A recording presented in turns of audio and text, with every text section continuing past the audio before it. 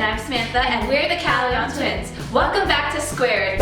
So if you're new to Squared, Samantha and I post videos every single Friday. Don't forget to give the video a big thumbs up and subscribe down below to Squared to keep getting updates. So for today's video, we decided to share with you guys Instagram tips and how we edit our Instagram pictures. So what are we waiting for? Let's get on with the video.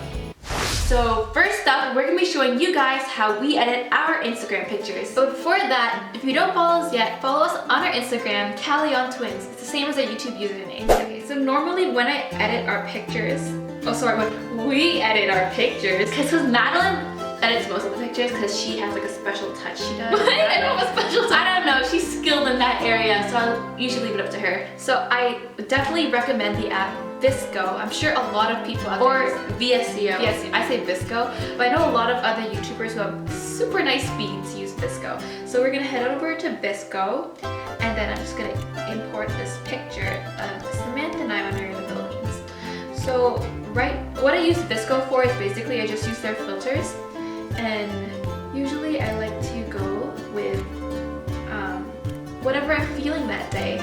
Usually people have like one solid theme they like, but I like to see what suits the picture. But normally HB1 or HB2 is like the best filter to use for your pictures. They usually turn out really nice. So this picture is kind of dull, and when we normally have dull pictures, we like to play around with the exposure a bit because that usually helps it. So usually when I'm on Visco, I usually just put it up one notch because when you do it a lot, it's just whoa.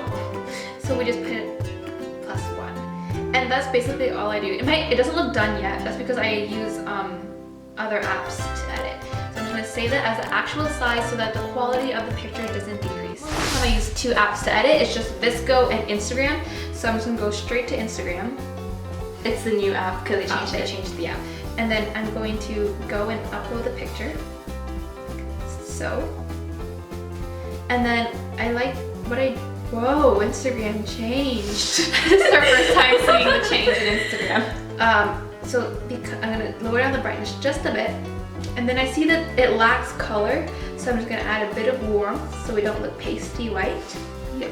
And I kind of want it to be kind of bright so it brightens up our feed, so I'm going to add a bit of brightness there, add a bit of shadow so it's not too faded.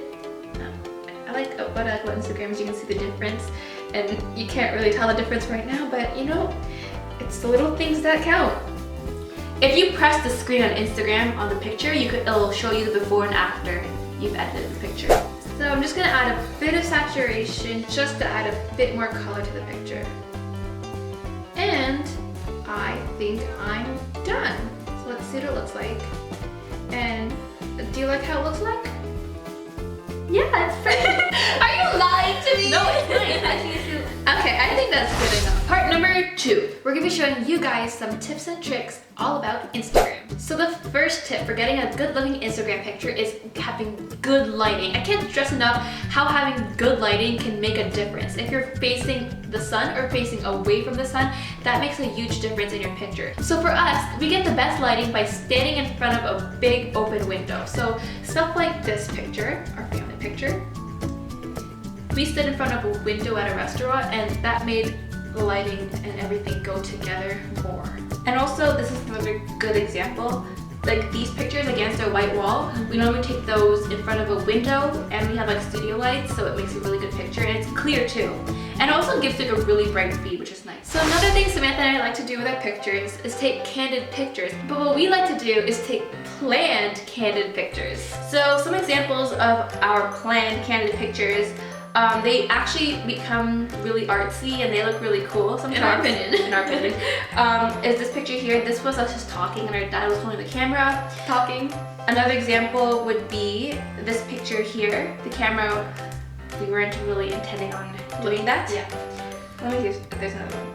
Right here, this is another candid picture. A great way to do this is, I don't know if this will work on Samsung, but if you guys have an iPhone, it has a function called Burst, and this is great for taking candid pictures because when you're on the camera, if you hold down the capture button for a long time, it'll keep taking pictures repeatedly until you release the button. And while this is happening, to take your planned candid picture, usually just pretend you're talking to the person beside you, like, ah! What we usually do is kind of ridiculous. We go, ah! Pretend we're laughing, ah! And then, or you can just look like, smile, or pretend pretend you're walking down the street. That's really cool. So you can do anything, and while you're doing that, just hold down the burst button, and who knows, one of those shots might be great.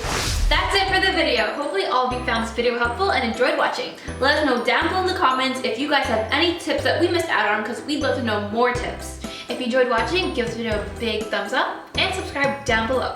Click the I button over here to see more amazing videos from all the Twins Unsquared. And if you like watching us, don't forget to check out our main channel, Callie on Twins. The link will be in the description box for you. And we'll see you guys next time. Bye!